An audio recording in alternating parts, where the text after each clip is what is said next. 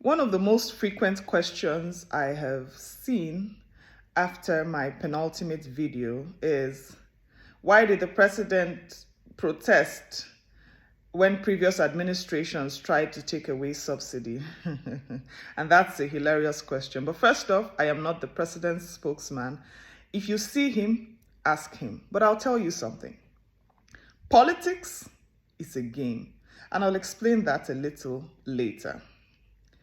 If my opponent or the opposition are about to make a decision that will strengthen them politically for years and weaken my chances to govern, and I have the constitutional rights, constitutional and legal rights to protest, and I mobilize a protest, I'll do that. I'll use it.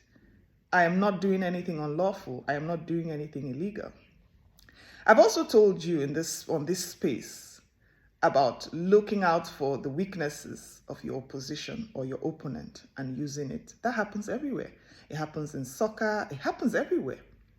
It happens in politics too, at the national level. If I know that protest is going to make my opponent or my opposition to bow, most likely, I'll do it. There's nothing illegal about it. So that's the game. Or that's a part of the game. Let me explain further. Leadership, in this case, is governance. Governance is administration.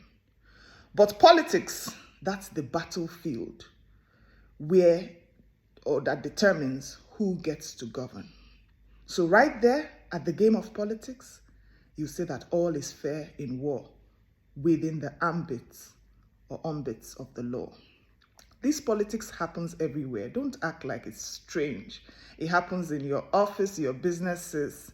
You know the situation where one person knows what is right, speaks about it, wants to take that decision, but somebody else who's on the sidelines and knows that, this can impact my legacy. I'm smarter than this. I can take advantage of certain weaknesses and project myself to do it.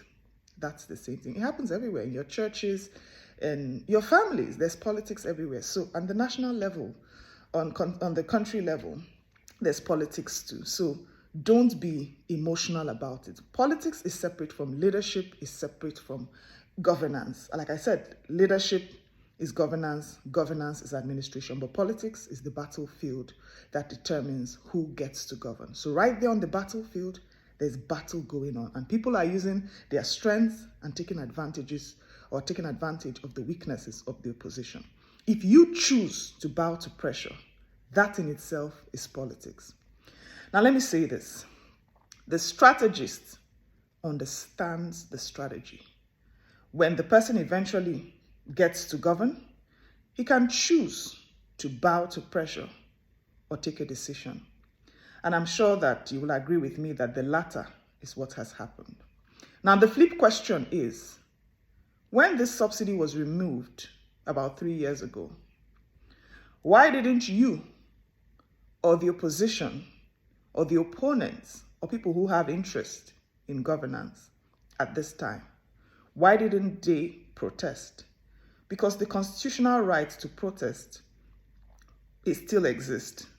The roads are still there. It's still very much legal. Democracy still exists. So why haven't they or you used it? Exactly. Your guess is as good as mine. I also said in that video that knowing what is good for a country and having the courage to remove it are two different things. The leadership of this country is not on vibes. It takes an unusual strength to be able to pull certain things off. If you choose to bow to pressure, that's fine.